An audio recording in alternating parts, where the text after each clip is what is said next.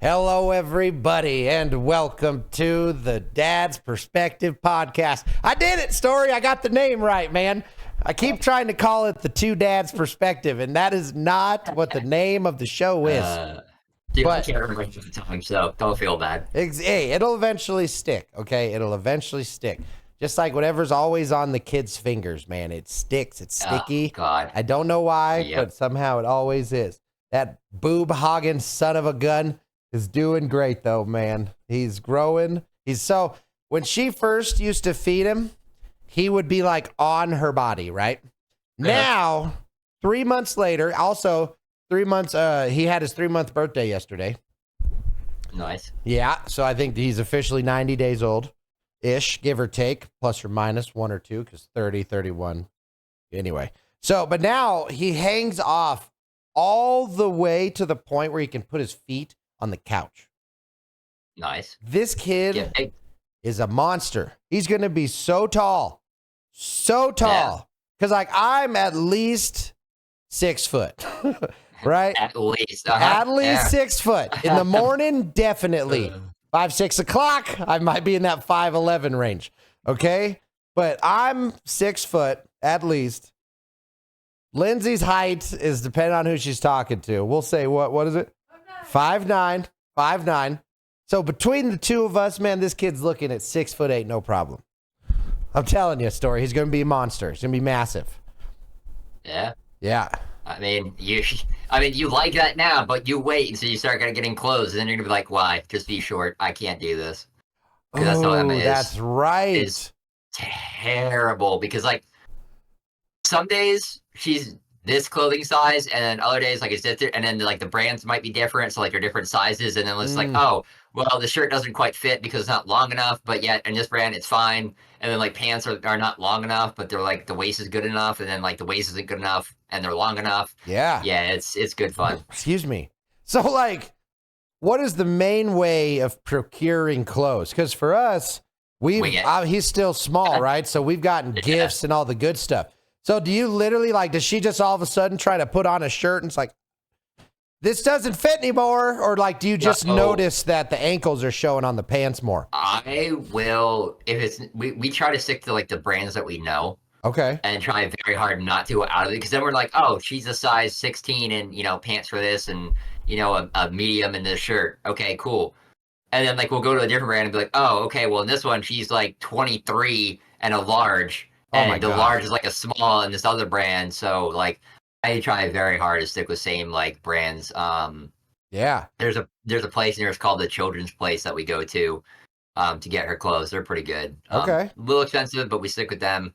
But I have luckily enough friends that like they'll kind of give me clothes sometimes because their kids are older. Yeah. And I'm like, okay, we'll try them on. If they don't fit, I give them back or I just donate them because it's difficult.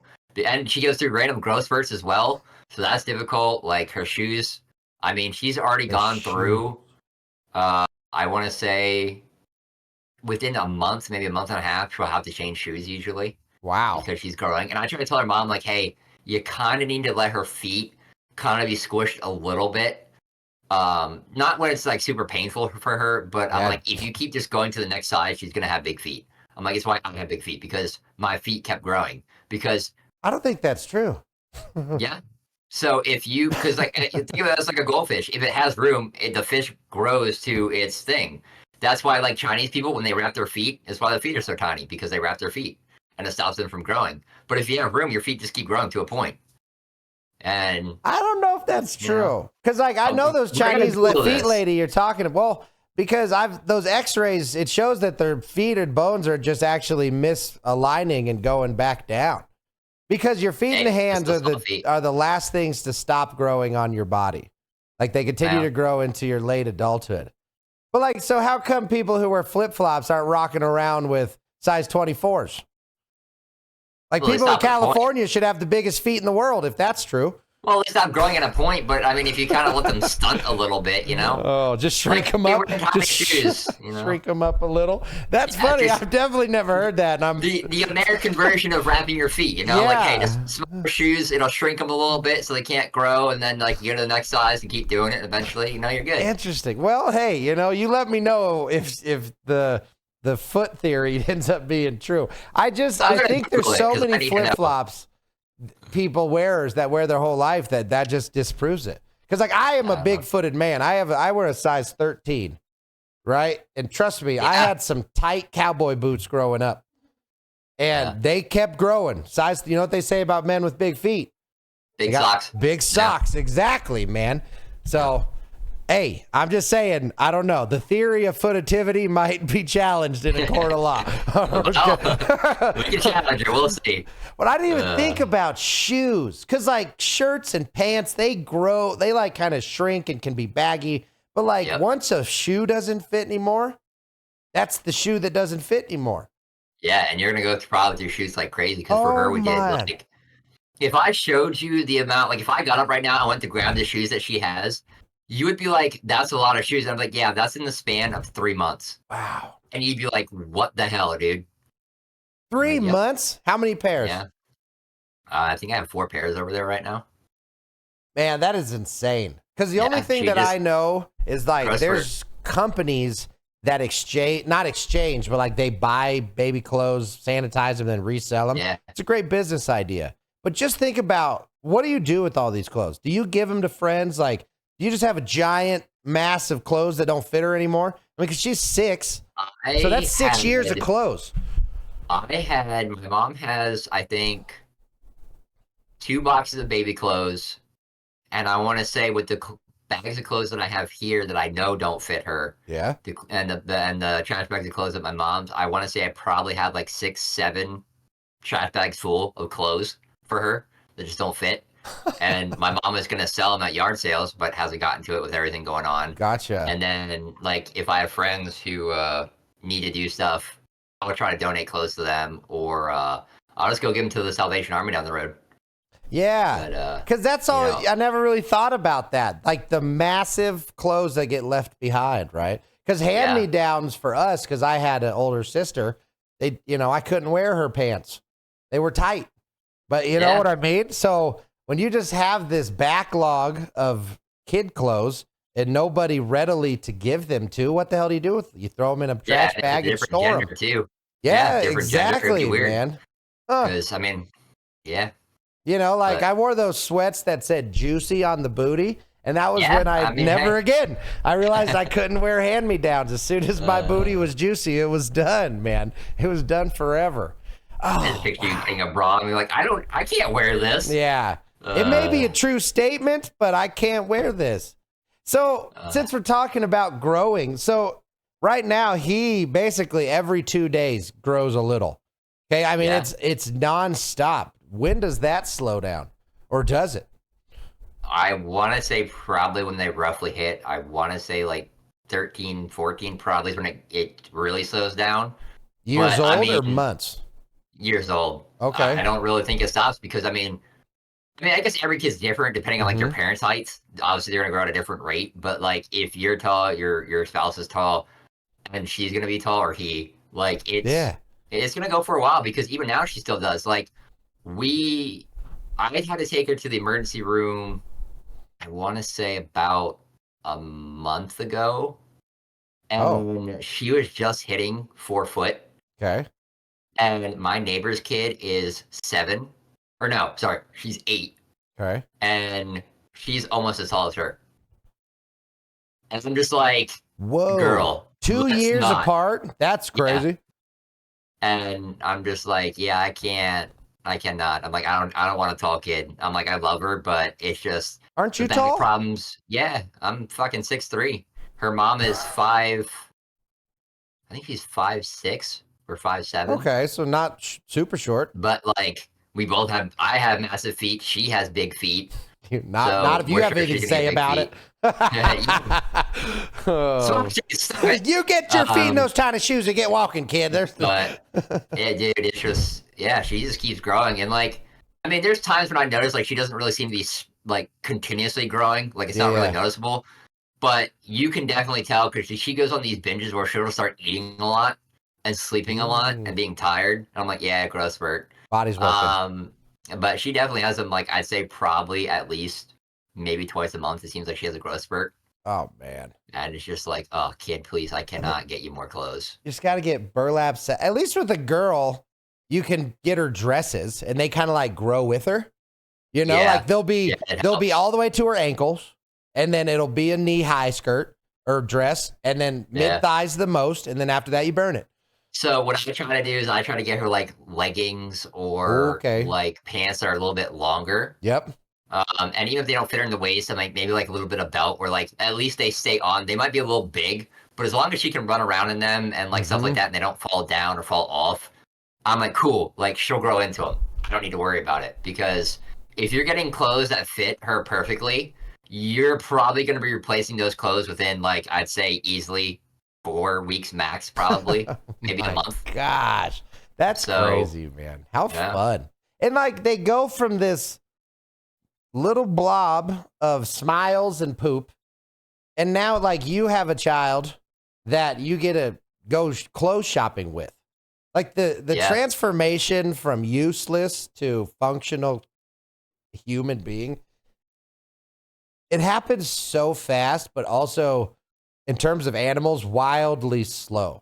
Like, because Lindsay and I were talking this morning about, like, what do I really do, man? Like, like, as the dad, like, I'm a stay-at-home dad, meaning self-employed, bitches, be jealous. No, but you know what I mean? Like, I worked really hard so that I could be home. And now that I'm home, we have a kid, and I'm seeing all of this.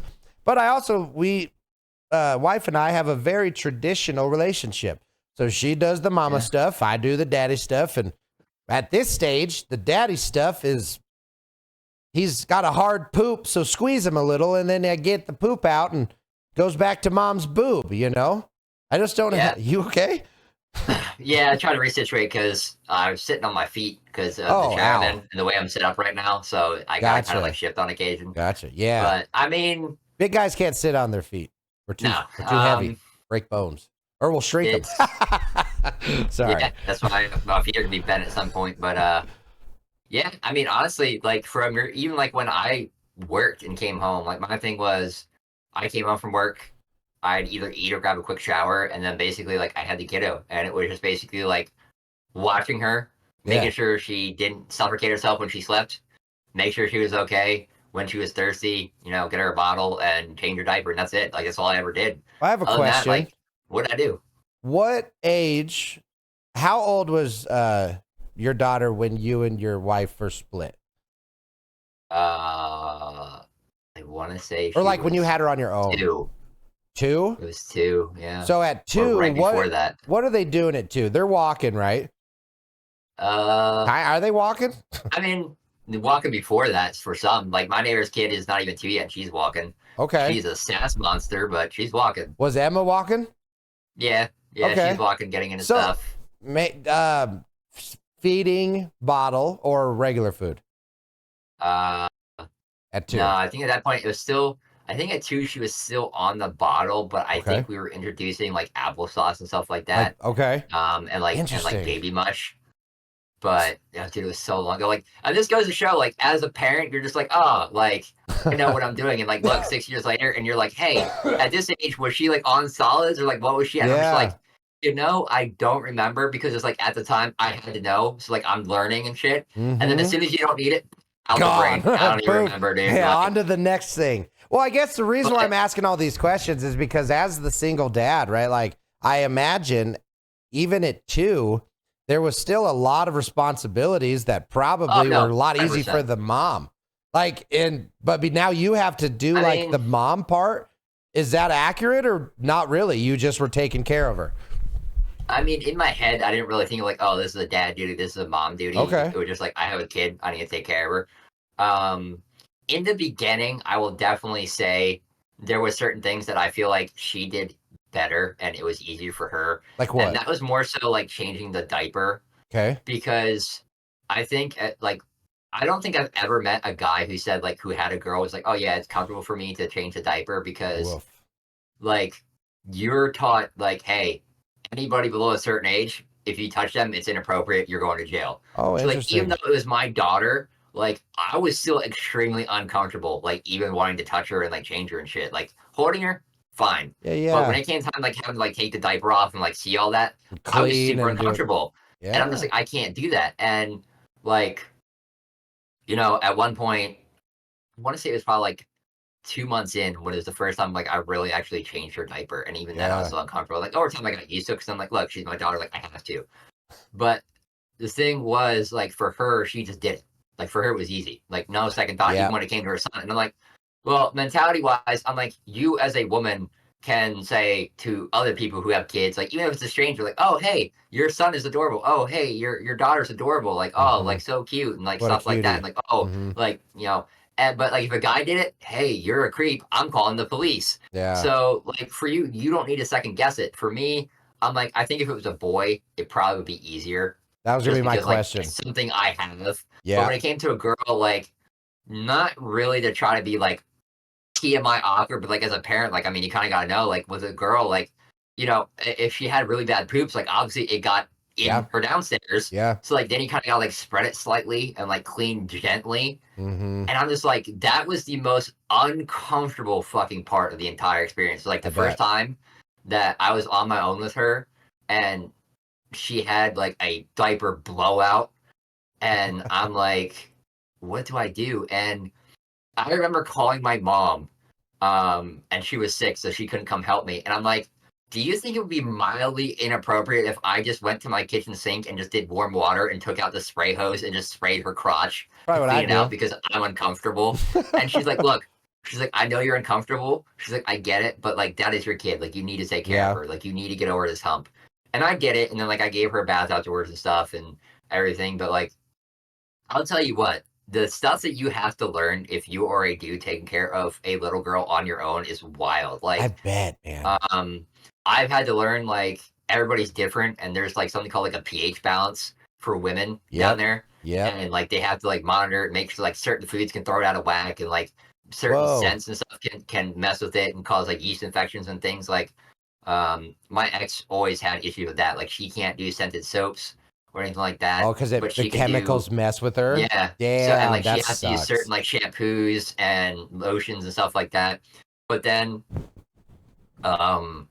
like with Emma, she's fine with it, but like I didn't know that apparently like you're not really supposed to use soap down there. Like you're supposed to just use like a washcloth and stuff to clean, because like if you don't clean it out well enough, like that's a good way to get an infection, because like you didn't clean out all the soap residue. And I'm like, I didn't you had know to that. learn all of this stuff. Like I had to get uncomfortable with some of my friends. Like recently, I was talking to one of my friends because my mom, like I couldn't get a hold of her, and I was like, hey, there's some stuff going on down here. I don't know if this is normal or not. I'm like, I need to know. And she's like, well, what's going on? I'm like, well, there's some weird like residue stuff. I'm like, and I've noticed like in her undies, like they're kind of a funky color. Oh no. And she's like, yeah. She's like, no. She's like, that's okay. Like she might be on the verge of getting an infection. Like just warm water, washcloth, just clean her good. Make sure she's wiping herself very good when she's going to the bathroom. Yeah. And like the weirdness in the underwear, like that's just basically from our bodies, like with what we produce, like it just is like bleaching our underwear. So, like that's why you have the discoloration. Oh, interesting. And I was like, what? And I'm like, so basically like your crotch is bleached? And she started laughing. She's like, no, that is not what it is. And I'm like, oh, okay. But like that's funny.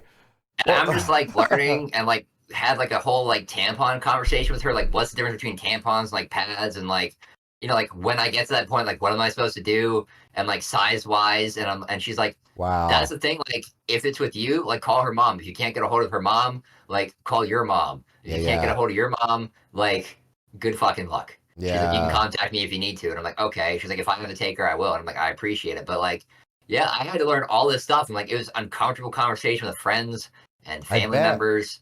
So that's kind of your main source of that information has been friends and family? Friends. Yeah, mostly friends. Because like, even though I'm close with my mom, like it's still just weird conversations sometimes I just don't want to have. And vagina conversations with your mom. But like, I believe it. I just had to learn it and do it. And it's just been wild learning the different things about like how the female body works, and like things to notice, and like what I need to look out for, and what I'm supposed to do when certain things happen. And like, I'm just like, what to teach her. Wild. Yeah. Like, and I'm just like, okay. And then like when we got into the whole like tampon discussion and paths and shit, like learning about that and like the sizes and what they mean and like what the differences between the two are. And I'm just like, Whoa. I had no idea. And like, it could be toxic. And I'm like, and it can kill you. And I'm like, what? And they're like, oh yeah. And I'm just like, okay. Oh yeah. And then I found out like 2 whole things. And I'm just like, what do you mean? And they're like, oh yeah, no, that's 2 different things. And I'm like, what? And they're like, yeah. And I'm just like, I feel like the school system did not teach us properly about women's anatomy. Hygiene, I'm like, which yeah. I think is super important because if they expect you to have kids one day, I'm like, this is important stuff. You need to fucking know. And I'm like, here I am, 30 some years old, just learning certain things. Just like my friend called me dumb because we were talking, and they're like, oh, I'm like, I was taught, which I don't know if you were taught, but like, if you're trying for a kid, I always assumed that like, pretty much whenever you have sex, there's a high likelihood that you will have a child, correct? Kind of, but not really. So, from my assumption from school is like, if I went to say, I don't know, Sarah, for example, Yeah. and we had sex tomorrow, like, I'd be like, okay, like if my sperm's good and she has no issues, like, we're gonna have a kid. That was my understanding because that's what I was how they taught. School. Yeah, fear tactics. If you have sex one time, it's over. Yeah, and my friend was like, no, that's not how that works. I'm like, what are you talking about? And she's like, did you not go to health class? And I'm like, yeah. I'm like, but that's what I was taught. And she's like, no, like there is a time frame. She's like, when basically you have the most likelihood to have a kid. Any of the other times, maybe a 20% chance. And I'm like, still a chance. Oh, I'm like, I didn't know that. And she's like, yeah. And I was like, oh. And I'm like, why am I just learning that at 33 years old? That's why pulling out is so effective. Yeah, I mean, honestly, it's Lindsay. We had to try for over a year before we got pregnant, and we were doing it all the time, man. Everywhere we could. Public didn't matter. Yeah, and I didn't know that, and I'm just like, I really feel like the health system, as uncomfortable as it may be, like really needs to like teach us better because, like, if it wasn't for me being able to find the parenting classes and having such good friends to help me, like. Dude, I don't know what I would have done. The internet. Like, I still sometimes struggle, like, when she has certain issues, and I'm just like, what do I do? And I'm like, I remember the one time, the very first time it ever happened that she had a yeast infection. Like, that'd be scary. I remember she was crying and fussing, and, like, at the time she couldn't really talk. And I remember, like, it almost kind of like a funky thing down there, like lotion almost. And I was just like, what the fuck? And it was very red, and I'm like, oh, maybe she just has diaper rash.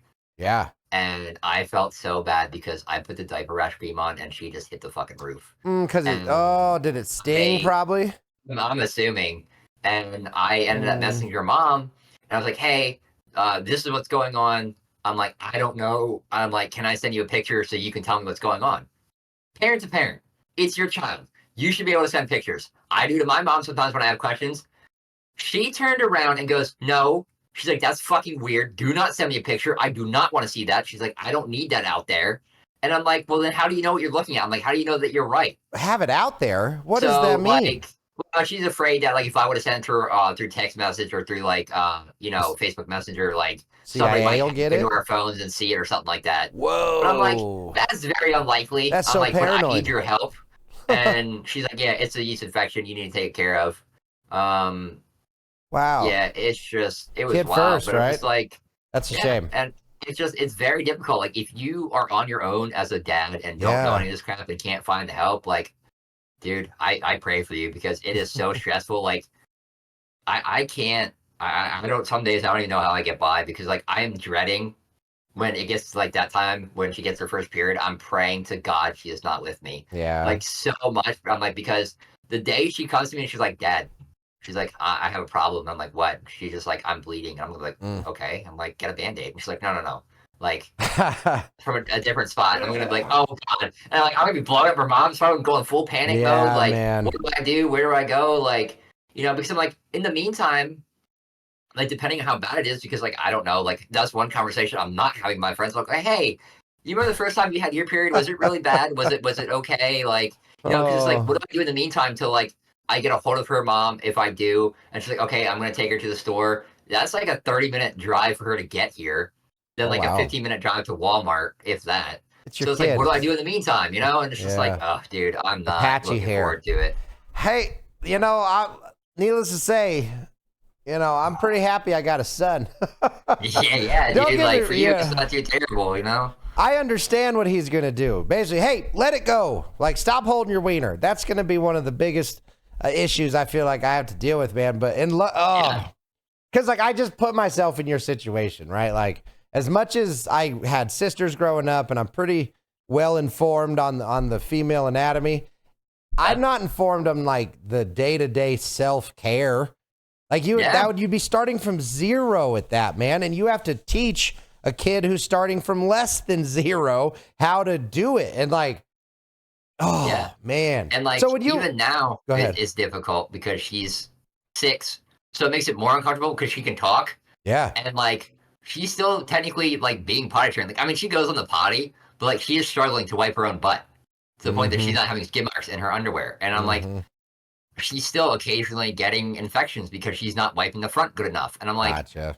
I can't at this point really help you with the front, kiddo. I'm like, because I feel really uncomfortable. And just because of the shit her mom pulled makes it even worse. And I'm like, Emma says certain things and she doesn't follow through with it. So I'm like, if she, God forbid, goes back to her mom's house and she's like, hey, Dad showed me better how to wipe the front, like, her mom's going to flip shit. See why you've been back at my door. Exactly. When someone might do an accusation, man, you got to be careful about how you do things, which is such a shame because what a detriment to Emma. Yeah, but it's like, that's why I preach to anybody who separates. If they're like, I'm just like, look, like, hate each other, yell at each other, whatever, when the kid's not around, tell each other you want them to get hit by a bus, fine, whatever. But like, when it comes to anything relating to your child needing like help and shit like that, like, don't punish your child. Yeah, exactly. Don't call children's services just to be an a-hole and make the other parent scared to like take care of their kid. Yeah. Because that's me. For the longest time, I was terrified. Like, I'm very like, when it comes to getting her out of the shower now, and like she dries off. Oh, like, even at 6. You need to make sure that down there is dried very well, because if not, like, you get that moisture down there and it can cause like a rash and shit. So like, I have to make sure it's good. But I'm like, I'm very like, I basically take the towel now and just kind of like ball it into like a not like a point, but like a fluff ball almost. Yeah. And just do it that way. Gotcha. Because I'm like, I can't put my hand there through the towel and make sure it's dry. And like, dude, it's so fucking stressful. Well, it's like walking on eggshells, man. You're like, instead of doing it the way that it can easily be done, you have to like teach her, fucking like dance around it. Oh, that's a shame, man. Because I imagine that's a problem that is self-solving later. Like, with time, Emma will learn and blah, blah, blah. But for now, like, other than telling her, you don't have too many other options in terms of... No, and even telling her, she doesn't always comprehend. And she's like, I don't understand. And I'm like, well, sweetheart, I'm like, I can't help you. Yeah. And she's like, why? And I'm like, well, how do you explain to a 6-year-old, like, hey, I want to help you, but your mother accused me of some very terrible things, so I can't help you. And I'm just like, sweetheart, like, it's because I literally just say, like, I'm like, well, because daddy is a boy and you're a girl, and boys shouldn't be touching you down there. That's the best you could say. Until you're older, when you're an adult. I'm like, then it's different. Yeah, I'm like, very different. I'm like, when she was wiping her bum, like, she was wiping back to front. I'm like, can't do that. Yep, can't do that. I'm like, I said, sweetheart, I said, who taught you that? And she's like, mommy. And I'm like, absolutely not. I'm like, you have to wipe this way. Yeah. And she does it like better now and started doing it, but like, it's still like she struggles with both things. And I'm like, the ADHD doesn't fucking help. The fact that she's 6 doesn't really help. And I'm like, I want to help her so she can learn, because like, she's going for her mom's house where she's kind of getting, like, her mom doesn't really help her anymore. Like, her mom just is just treating her like she's like 10. I'm like, it's not helping her. I'm like, she still struggles. I'm like, and I could tell her, but it's just in one ear and out the other. And then probably a fight. Oh, it is. And man. So like dude, with the potty training, so I mean, she's 6. When would you say you started potty training? Like, is that kind of the last bastion of potty training, is teaching them proper wipe technique, or what? Yeah, that's like kind of the very end. Yeah, like when they're old enough to comprehend. But like, we started, I want to say probably like, I want to say her mom started when she was like 3. Oh, cool. And it really wasn't that bad. Yeah. In the beginning, it was a little rough trying to get her to understand when she had to go to the potty, she needed to go on it. But and this is one thing that my friend right now she was going through, and she was having trouble with her son with potty training. Like he wouldn't go on it. He knew that he had diapers, so he would just go on the diapers instead of going on the potty. And then she's like, "Well, like I told her, I'm like, just put him in his underwear, and if he pees in them or he poops in them, like he's gonna be uncomfortable, and he'll slowly learn, like, hey, I don't like this feeling. I need to go on the potty." Yeah. And she's like, I tried that, but like he would end up with rashes, and he just wouldn't care because he knew eventually, stubborn. like, hey, I have diapers. Yeah. And she would say like we're out of diapers, but he knew at night like he would go into diapers because at nighttime she didn't want to have accidents, in the bed. So What a he would just be like, stinker. hey, eventually I'm gonna get diapers, so I don't care. What a stinker. And I jokingly was like, well, start giving him treats, like treat him like he's a dog. I'm like, this sounds terrible. I'm like, but little kids are basically like a dog. Yeah. I'm like, give them treats when they do something, and they will learn, like, hey, if I do this, I'm gonna get a treat. And then you slowly wean them off getting a treat, and they just keep doing it, and you say, good job, and they'll be fine. That's what we did with Emma. So like after a while, like she didn't like peeing in her underwear. It was uncomfortable. And then she started going on the potty, and every time she went, we would give her a Hershey kiss. Oh, that's even fun. if she just tried. Yeah, like, that's fun. We would give her a Hershey kiss because like, hey, I get a little snack and stuff like that. So basically the way we did it was every hour we would just sit her on a potty for like 2 minutes and say, hey, go. And even if she threw a fit, we'd be like, hey, look, I understand you're angry, sweetheart. I said, but you need to try to go on the potty. I said, because we don't want to have an accident. And then like if it was 2 hours go by and she hasn't gone at all, then it was like every like 15, 20 minutes until she went. Then we knew we didn't really have to worry about it. But like she only ever had one accident in the bed, and that was 100% my fault because I gave her stuff to drink before bed, and she was really not feeling well because she was kind of sick, and I didn't make her go to the bathroom before she went to lay down. And I knew at some point I probably should wake her up to go to the bathroom, but I was like, she doesn't feel good. I'm like, you know what? I'm like, she should be okay. Yeah. But in my head, I'm like, you really should wake her up, dude. She might have an accident. But I'm just like, no, like I'm just gonna let her sleep. She needs it. Yeah. And of course, she had an accident. Yeah. But other than that, like she wouldn't have had an accident. Like she was really good about like not wetting the bed. That's cool. She only had like maybe like 5 or 6 like incidents where she like wet her pants. Yeah. And honestly, as weird as it was, 3 of those was when she was little, and then recently 2 of those when she was at school. But that was because that was a couple months ago, but that was because she had a yeast infection. So when she went to the bathroom, it burned. So like she didn't want to finish going potty fully. So then she was holding it, and then eventually like she would have to go at the last minute and wouldn't make it.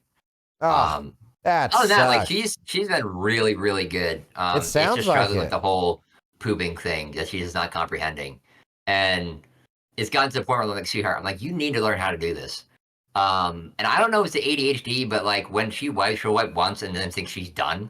I'm like, sweetheart, I'm like, you need to understand. I'm like, you have to wipe until there's no more brown on the toilet paper. I'm like, because if not, I'm like, you're gonna get poopy marks in your underwear. I'm like, and then you're gonna get an infection.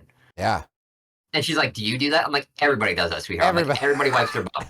Everybody. I'm like, it's gross. Thank God. I'm like, if not, you get itchy bum. I'm like, and it's gross. Yeah. Nobody wants itchy bum. Yeah, so, I mean, that's the real wonder if it's because she can't see it. You know what I mean? Like, in a kid's mind, out of sight, out of mind. Like, she knows to do the motion, but outside of that, she doesn't really comprehend a dirty bum, you know? When was her first parent-teacher conference? How old? Months. 2 months ago. Oh, yeah. So cool. Yeah. So you just recently got to do your very first parent-teacher conference. Pre-K is pre-K. Like, they just learn. They don't update their parents. Yeah. They just let you know they're bad that day or not. Big deal. Yeah, makes sense. This one, like they give out points of like, hey, thumbs up, they got a point. Your kid was participating because that's what she got today so far. Interesting.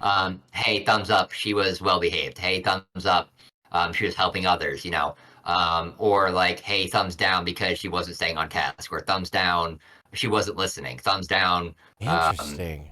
And this is all on the app. Yeah.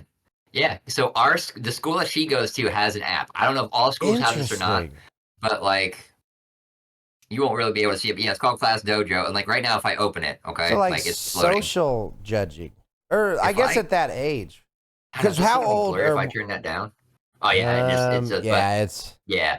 So like on here, it has like the next event, which is early dismissal, which is Friday, January 26th. Okay. And then it's like, okay, so parent pickup was at 1:15, bus students are dismissed at 1:30, lunch will be served. Okay. And that's from that. So then there's the daily report. So today, she got a point for participating. She got 0 points because she was off task, which means she wasn't focused, she wasn't listening. And then she just got a point for helping others. So like I can see, okay, that's what she did today. Cool. Then like if I pay, it's like 99 cents, I think, a month, or like $10 for the year. Okay. I get more in depth, so like I can see her point breakdown per day. What skills she's good at. So like if she's prepared for certain classes, how creative she's being. This like, is blowing my mind. What do you mean you pay? Is this a public school or private school? No, it's a public school. So the app is free. I don't have to pay anything. But if I want to pay to help keep it running, and like the payment goes towards the school. So the payment helps fund the school for certain things, which I'm fine with. Yeah.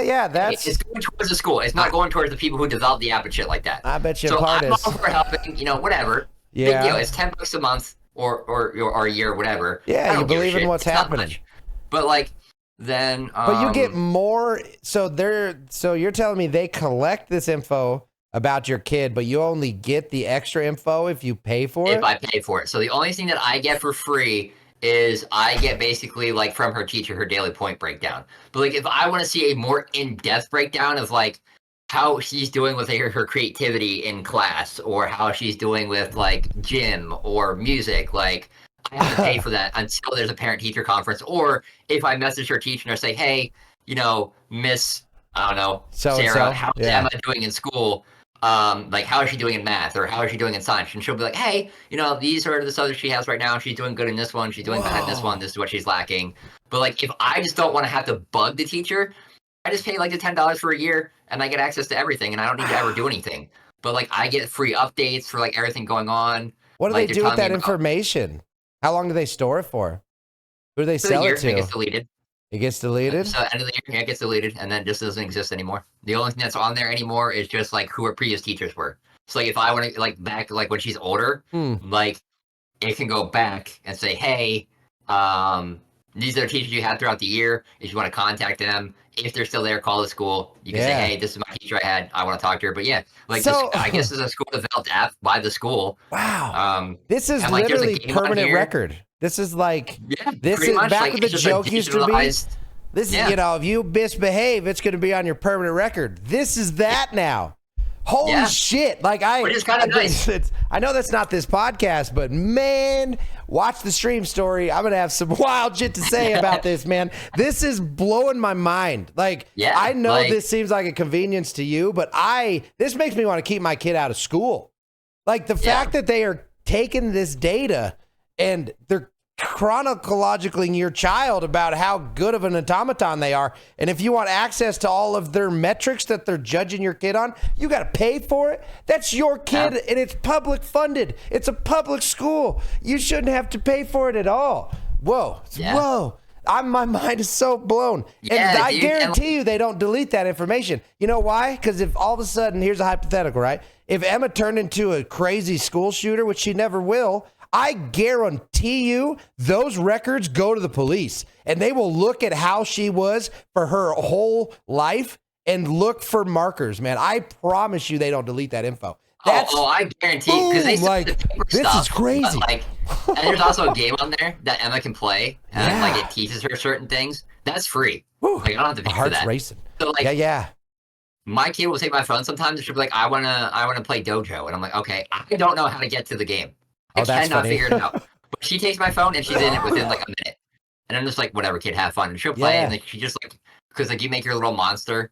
And then, it's like a monster creator or something. And then like she just runs around in the world, and she'll play like learning games, with like learning your words or letters or numbers and stuff like that, or like finding things. That's fun. So I'm like, I love it. Like it's definitely interesting, but like for someone who isn't with their spouse, like that's an easy way for me to be able to reach out and not feel like I'm pestering someone because of like my anxiety and shit. Yep. So it's really nice to have. Like, and that's where you see both sides of it. That's why you see both, because there's the holy shit, like I can't believe this and I would never use it. And then there's a person that says, well, actually, I used it. I love it, and it's worth it. So if different strokes, man. I'm not judging you. I'm just no, but let me if make me and that her clear. communicated well, and I didn't have to worry about her lying to me about how Emma's doing and stuff, I would be like, no, I don't think that they should have this app. Like, that's fucked. I'm like, you can send me a text message, send me an email, call Seriously. me. Like, report cards. Or if it was just like a school thing where it just was like ways for the teachers to reach out to you and for the school to post updates and the current events and shit like that, fine. 100%. But the fact that you're basically showing me like how my kid's doing and then I have to pay that's wild, man. see a breakdown, like, no, like about that's your bullshit. own kid. About your own kid. I'm like, you know what? Like, there's a good side. There's a good side. We don't just focus on the crazy side. Yeah, the silver lining, Yeah. So it's because you utilize it. You utilize it to help. And that's huge, man. You see the schedule, you see the thing. So again, I'm not judging you, but boy howdy, from somebody who's just hearing about this for the first time, that was like a knocked me out of my chair moment. I was just like, whoa, wait, hold on now. My brain doesn't understand this for a second. And like, whew, that's wild, man. That is a permanent record. Permanent record. Yeah. Wow. And I would be curious if this is a social normal thing credit for schools, score, man. Or if it's just something like certain schools do, because like I've never heard of this before. And like my neighbor who goes to the school where I live, like she would just get alerts. Like the school would send her a text message saying, "Hey, school's closed today," or 2-hour delay, or they would call her and leave a voice message, or she'd have to check the TV. But like she doesn't have an app. They weren't judged on points or merits, weird. Man. Like a good comrade. That shit's crazy. That's a social credit score, man. Like, hey, you were good. Here's a point. Oh, you were bad. Here's a negative point. Now you can't be on subways anymore. Yeah, the one thing that bothers me though about the system when it comes to like giving a point and taking away a point, like it doesn't say like what she was doing that was off task. Oh, that's like annoying. Sometimes it like, and this is kind of where like her mom and. This is why I try very hard to talk to the teachers and stuff like that, because her mom blows everything out of proportion and goes overboard. And that's why usually the schools will contact me and not her because they don't want to deal with her shit. But it was off task. So I was just like, hey, today she was off task. I told her mom. Her mom was like, we kind of yell at Emma for like, listen, like when you're in school, like you need to pay attention. Like you need to listen to the teacher. She is the adult when you're there. Like you need to do what you need to be doing. And then her mom the next day called the school to talk to her teacher to find out, like, hey, yesterday you put Emma was off task. Like, what was she doing that she was off task? Oh, well, I put all this work in front of them to do, and Emma already knew how to do it. So she just did it without listening to the instructions. Are you kidding me? And she finished before everybody else. But she got put on the app that she was off task because she wasn't following directions, and she didn't. And I'm just like, but our child knew what she was doing and did it instead of waiting for tasks. Like, I get that she didn't listen, which is something she needs to work on. But like, I'm not going to punish her because she knew what she was doing and did it ahead of time before other kids because they didn't know what they were fucking doing. Good like, for you, you're going to punish my kid for fucking being ahead? No, fuck you. Exactly. That's my thing. How are you going to punish somebody because they're better than everybody else? Yeah. Like, we look at it and like, I'll ask Emma, like when I get her later tonight, I'm like, hey, sweetheart, like, you got in trouble today because you weren't on task. Like, what were you doing? Like, do you remember what it was? And usually like, well, this is what happened. And like, usually there's some truth to the story. And she always blames everybody else. It's not her fault because she's so good. But I'm like, okay, well, like, hey, you know what? Like, let's not, And my other biggest pet peeve, and I know probably for you, this might be the hardest thing when you have your kiddo in school. So Emma's had this problem with this student for a while. Of him bullying her. And her mom and her stepdad have called the school a couple times, slipping out and raising hell, going overboard. And I just had peaceful conversation like, hey, kids are going to be kids. Who they're raised differently. They're kids. They're going to act up, do different things. And I talked to her teacher. She's like, sometimes like, she's like, they're best friends. Like they still talk to each other. They play together. Sometimes they have bad days.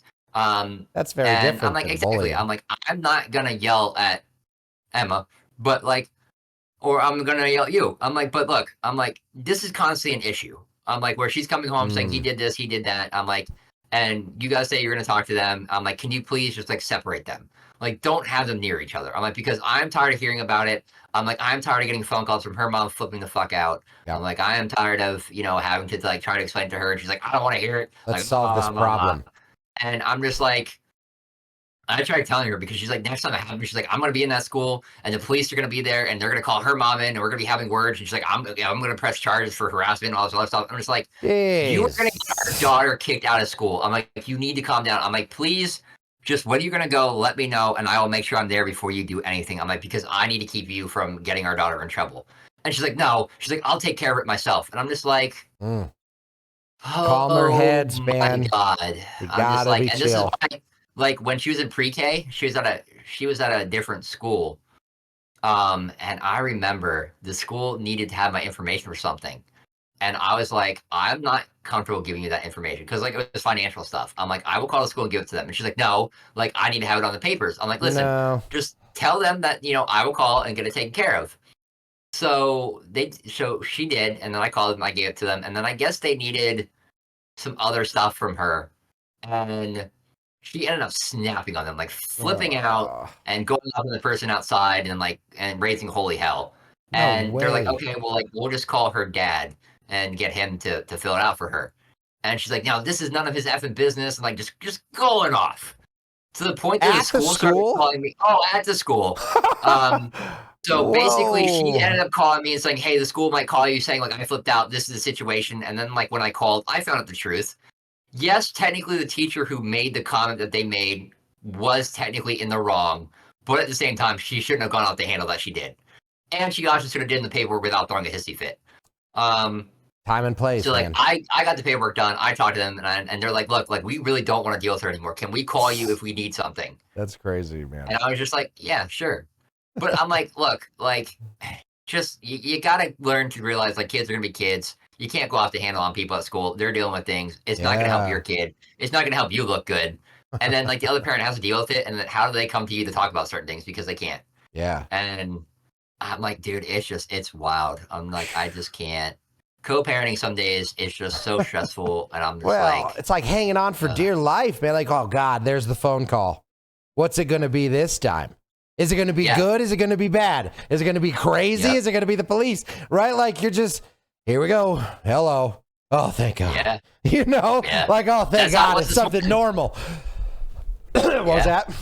That's how it was this morning when she called me. I was sleeping. So, like, she woke me up out of dead sleep. And I just answered my phone. Like, I didn't look at who it was. I was like, whatever, hello. And I heard it was her. And instantly, I was just like, fuck. I was like, what's going on now? And then she just, like, told me about Emma and stuff. And I'm just like, cool, okay. I'm like, well, I'll talk to you later.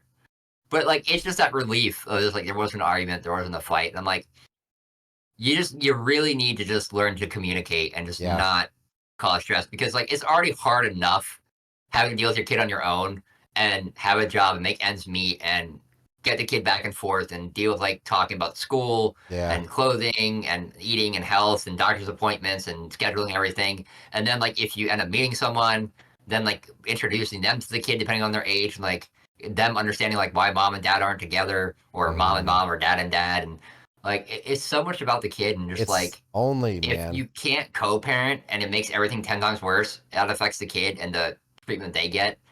And it's just like, oh, dude. Well, it's ultimately remembering what is the most important, like you said. Because you can hate each other. You're right. It's okay to fall out of love. It sucks when it does, even if it's for terrible reasons. I'm not saying that's yours, but ultimately, it doesn't matter if that person murdered someone who matters the most to you. If it wasn't your kid, it is not your kid's problem to deal with. Period. Yep. It's hard. Nobody's saying it's easy to cooperate with somebody you hate. I'm saying love your kid enough to learn how to do it. Swallow the pride, swallow the ego, and do what is best for what is half of you. You made that, be it on purpose or on accident. That is half of you, and therefore you have to give it all of you. I've blessed, I've had past relationships fail. There was no child involved. I have a current relationship that is amazing and there is a child involved, but I've had friends and I've been with those friends through some of the darkest times of their lives. And I can tell you, man, there's a reason I stuck around, and it wasn't because, they were in the wrong. They were people and men who loved their kids more than anything else in the world. Nothing mattered more than their child. And they became happy and they survived the hellfire because of it. And the partner that didn't put the kid first, they were always the ones that was the most angry, the most put out, the most hurt. They were the victim, man. And you're only the victim if you don't care about your kid. And that's, again, that's just from an outsider looking in. I mean, but man, I tell you, you can tell when the parent puts the kid first. You really can tell. I mean, I think she cares about our child, but I think it's more of like she just wants to be right and has to be right and prove she's the better parent. So she doesn't see she's doing wrong. Like it's like I think when she's with her, she cares about Emma. She does. Of course. And she makes sure she's eating and like she's healthy and stuff. But like it's the other stuff that I don't think registers her. Like, hey, like you think you might be doing right, but the mental harm you're causing, because like a lot of people don't. And like up until recently, I didn't know it was a thing. I did not know like mental abuse was a thing. Like I knew physical abuse. That's what I heard about in school, like, you know, beating and stuff like that. But I never heard of anything such as like mental abuse. And like, I had to learn about it. And like, what is that? I'm like, I don't, and it's the thing. And like going to these parenting classes, learning and watching the videos of like people who are like, you know, I remember when, you know, my mom used to badmouth my dad growing up all the time. And like, you know, we had a relationship with our dad and, you know, eventually, like, we stopped talking to our mom because as we got older, we realized, like, our mom was in the wrong and, like, dad did everything he could. And, like, we just didn't want to be around that negativity. And I'm just like, and for everybody, like, you don't want that for your kid. No, as much as you may hate the other person, like, you want your kid to be able to have, you know, a relationship with both parents. Yep. Because I tell you what, I didn't have a great relationship with my mom growing up or my dad. I was on my own a couple times. But like it still affects me. Like I still don't feel like my mom's my mom, even though she still helps me out a lot. And like I don't want that for my daughter. But I feel like eventually, when the day comes, like how do you have that? Like, could you imagine, Marcus, if you and your wife split, and you know you were doing joint custody stuff, like it worked out, like you guys are being civil and stuff like that. But then like all of a sudden something happened and you're fighting all the time and arguing and like you know being toxic, and then like your son gets older, you know, like 16, is like, hey, why do you, mom, not talk anymore? Like, what happened? Like, well, hey, like, here's all the proof. Like, hey, your mom is a psychopath. She put me down. Like, she slit my tire. She pooped on my doorstep. You know, all this crazy stuff. That would crush me, man. I don't want to talk to my mom anymore. Like, that conversation, like, what do you do then? You're like, hey, look, like, I know you might be angry, but, like, you need to give your mom a chance just because, like, we don't get along. Like, don't take that on your mom. Because, like, they're entitled to their own opinion. But, like, how do you really defend that, honestly? And, like, I am not looking forward to that conversation with my daughter if she ever asks. Because I'm like, how do I sit here and say, hey, like, yes, what your mom did was really messed up, but she still really loves you. And, you know, you have a good relationship now. Like, don't, just because what she did to me, and yes, some of that was what you went through, but, like, still love your mom. Like, it's not all on her. Like, we all make mistakes. We're not perfect. And, like, even if you look at it and you're just like, hey, you know what, Dad? Like, you tried really hard. Like, you did mess up a couple of things, but, like, in the long run, like, you did put me first, and Mom really didn't. And, like, okay, that's cool, and I'm glad you see that, but, like, how do I really defend her mom? I'm like, because I'm like, you're right. Like, your mom really didn't give a rat's ass. Like, she really didn't care how much mentality she fucked you up. Yeah. You know, and I mean, ultimately, you got to find the words that are the truest possible without increasing the negativity that already exists in this world, you know? And it's like it's walking on a razor blade, man. How do you navigate that? And the one way that I learned is you make it about the person who's talking, not about the people who aren't there. And ultimately what I mean by that is you just, well, how do you feel about that?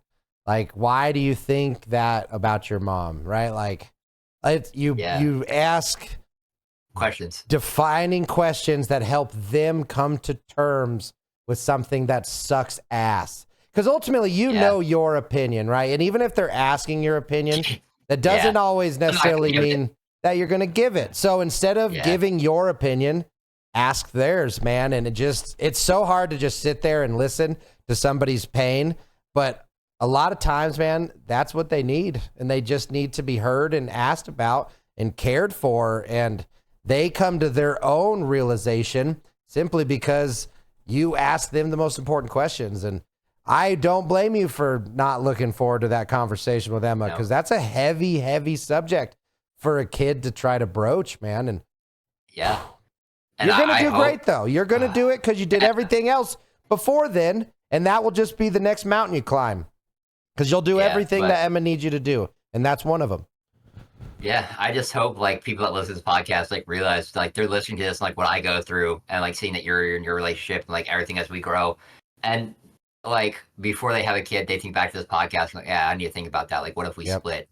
And realize like, hey, like we're gonna fight, we're gonna argue, but we need to make it work because like this could be us down the road. Like, do we want that? Because like even now, like there's days when Emma doesn't want to go back, and then she'll be like, well, why do I have to? And I'm like, well, sweetheart, I'm like, you know, mommy loves you. You know, your stepdad loves you. Like, you have to spend time with them. You know, and I'm like, and then like she's like, still doesn't understand. I'm like, well, like you just have to. Well, why? Well, a grown up who is more important than mommy and daddy said you had to spend these days with mommy and your stepdad. So talking about the judge, you have to go. Yeah. In court. And then like other times, like, she'll ask questions like, well, why can we not like do things together anymore? And like I gotta have that conversation, but like it just breaks my heart, especially like in the beginning when she would cry because she didn't want to leave. And she'll be like, well, why can't I live with you? And I'm like, sweetheart, I tried, but daddy just wasn't allowed to have you. And then it's like, why? And I'm like, I don't know why. And it's like, think about that before you have a kid. It was like, is that a conversation you ever want to have with your child? Is that a conversation that like you ever want to have to go through or deal with when you guys are fighting? You're like, I'm done. Like, I'm out. And it's just like, you know, you guys probably could have fixed the relationship if you would have just like sat down and discussed it instead of just yelling at each other and just giving up. Yeah. And like now you have a kid that you have to contend with. And like, listen, you could be the best co-parents ever and work things out. And if that's the case, good, great. I'm happy for you. But for those people who they're like, you know what, we fought a couple times and I don't think if we had a kid together and it would work very well afterwards, be able to co-parent, don't have a kid. Don't. If you have any doubt in your mind that is a possibility, I would say don't do it. Because a kid is not going to fix your relationship and it's going to get 10 times worth afterwards. So just please, for the love of God, like... some days, man. I can tell you, I'm a guy that waited, and got lucky, and didn't have a kid until I found someone that I was going to be with for the rest of my life. And it took a while. I'm going to be an old dad, but ultimately, man, like a big reason why I went through the ocean of pussy that I did and love to mention is that one's for the wife. She loves that joke. But the reason why I had so many broken hearts and tears over women who destroyed me from my core to my surface was because every single time I wanted to find that girl that I could live the rest of my life with and have a baby with. Not have a baby. That came way later. But spend my whole life with. But ultimately, every time I got into a relationship through courses and actions, it was determined that we're not going to do that because like, for example, I have an ex-wife, right? I have a current wife and an ex-wife.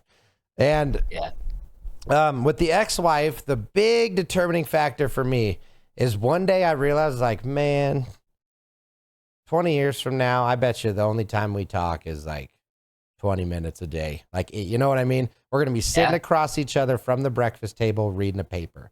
And I'm just like, I can't do that. I just can't. No. And we did counseling and therapy, and like there was a God honest chance, there was a God honest attempt to fix it.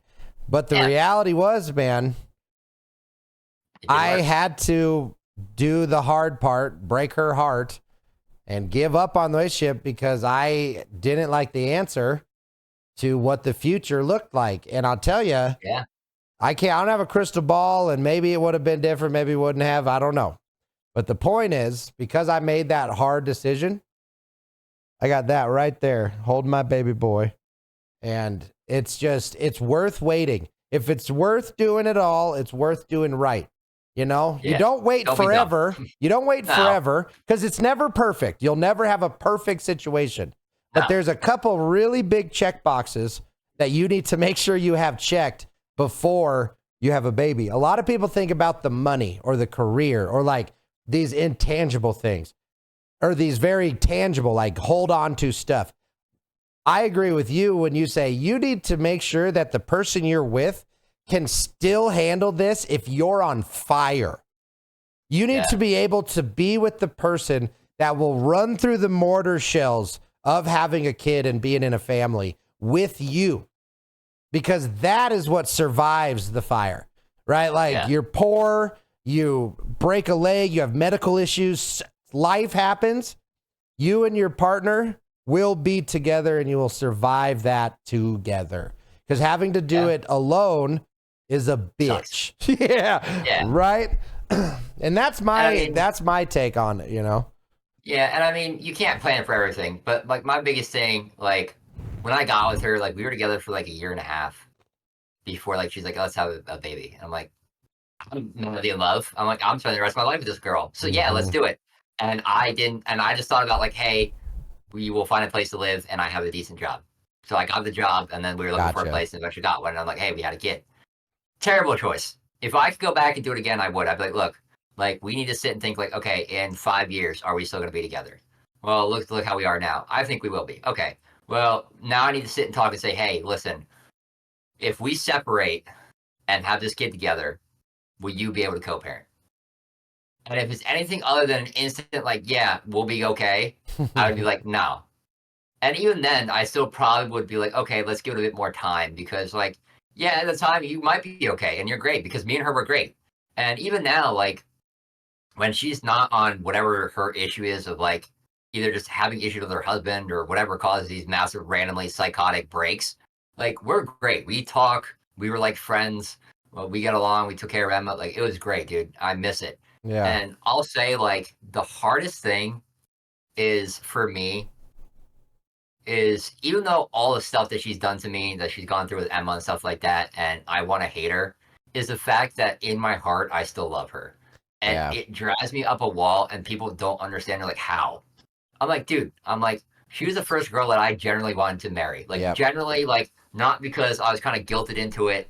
Like, I had a kid with her. Like, I wanted to get a home. And, like, everything was good, and then it kind of fell apart.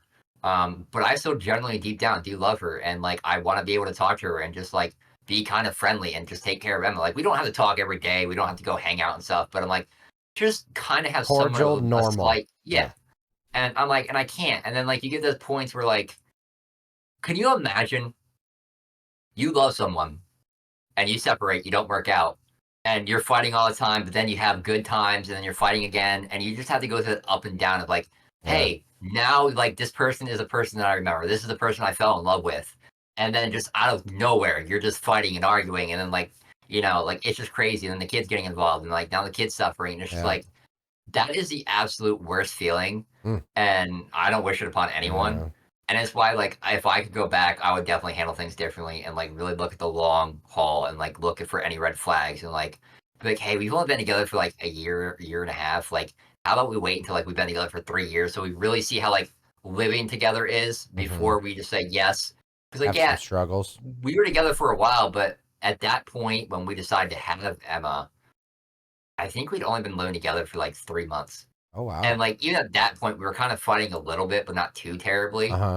And then it got worse after she found out she was pregnant. The fighting? And I don't think it was a pregnancy, it was more just, like, my mental health kind of just the stress of, like, trying to find a better job and find a place to live and dealing with some stuff like my parents and the person we live with kind of causing waves, and then, like, her being stuck at home all the time, and it got real bad. But, like, I tell everybody, I'm like, listen, you could be together for 3 years and you don't live together. Want to get married, you love each other to death. I'm like, but at least spend a year or two living together so you can see that true person's colors, because that's usually when you can kind of see how someone really is. I'm like, because, listen, you're not spending every waking moment together in a household that you have to take care of together. Throw in a child, which is going to make it worse. Like, listen, you can be great apart. But I'm like, maybe he snores. Maybe he doesn't clean up after himself. Maybe like, and these are pet peeves of yours that like he just can't fix. So that's something that adds to the plate of stress and argument. Or, you know, one night, you know, he doesn't put toilet seat down. You go in the middle of the night, you fall in the toilet, and you're pissed off. Like, how do you not look? Goddamn, my husband, you know. How do you not look? Had that conversation. You know, I know, but still, I look like, even. I have to stand and I look. It's like I piss. I don't ever piss on the top of the toilet seat because I look. It's, you know what I mean? Ladies, but it's just you need to open your eyes. Important. No, it is important because ultimately some things you can't forgive And some things you can't change. So if it's someone has a trait that they can't change and you can't forgive them, you really got to look at what is that going to be like after 10 years? That little annoyance, that little thing that just fucking drives me crazy. Can I ever learn to truly not care about that? And if that's not a yes, you really need to think about it. You need to take the time. Love is hard, man. Maintaining a happy, good relationship is a bitch. And people will fall and rise and fall and rise. And the whole idea of a relationship is you are that person that catches them. And then they catch you. Because life will always find a way to stick a finger in your butt. I mean, it's dramatic, but it's true, man. I've lived long enough now, and I've done enough things where I truly understand that if you think you're going to be happy all the time, you are dumb. Because it's not true. Life is full of turmoil, and that's called living. You have turmoil, you find the happiness within it, and you keep living, man. It sounds doom and gloom, but it's not. Because once you find a way to ride the waves, you're surfing. It's just, and that's what we talked about a lot today, man, is how do we navigate? It started light and fun with changing their clothes. How do we figure out how to keep their shoes from growing? Their feet from going, right? But then guess what? Just like life, we had some serious shit to find solutions to, man. How do you navigate fighting with somebody while still raising a child of happiness and innocence? That's not an easy solution, especially when there's emotions involved, right? Especially when you get older, too. Yeah, and especially as you get older, because the responsibilities only go up as you get older, just so you know. Yep, and they ask more questions. Yep. So it's having answers to the hard questions is what's going to mold a kid into a great adult. And I think we really touched on that today, man. And it's easy to avoid the bad stuff while hoping your life gets better. And the best thing I can tell you is you got to do what me and Story do, is we push through the muck. Have you ever seen Shawshank Redemption? Okay. Yeah. He had to climb through 10 miles of shit pipe to get free. It's worth it. I would climb through shit with my mouth open if I knew that at the end of that pipe, salvation was upon it. And that salvation could be a saved relationship, and it could be freedom from a bad. But at the end of the day, man, you swallow some shit and do what you need to do for your kid. Yeah. You're muted. Am I muted? You're muted. How am I muted? No. What happened? Hello. Story's so excited, I put him to silence. Where'd you go, Story? I don't know. You're coming through on the Discord. How come you're not coming through on my headphones? I don't know. You broke it. Hello? Test. 1, 2. Markus. Speaker's muted. Hello? Why did you mute your speakers? Hey! That was just randomly muted. Cool. Well, whatever you were saying, Discord got it. I just couldn't hear it. Hey, as long as Discord got it. Yeah. So yeah, man, whatever I just said, you got anything to add before we wrap it up? Nah, dude. I mean, honestly, I 100% agree, especially at this point in my life. Like, if I had to crawl through a pipeline of shit, I'd do it naked, mouth open, face in it if I have to, if it means, like, I could have peace. Yep. Like, and that's what we're doing, man. It's called not giving up, whether it's a shit pipe or arguments with somebody that you have to learn to coexist with. You don't give up, because the moment you give up that's when you lose, and there ain't no losing here. So I just want to thank each and every one of you who decided to watch our podcast or listen to it on the radios. Okay. If you liked what you heard, make sure you hit like. If you want to hear more of it, subscribe. But most importantly, y'all, go raise some good kids. We need them out there. Absolutely. All right. We'll see you guys on the next one. Bye-bye.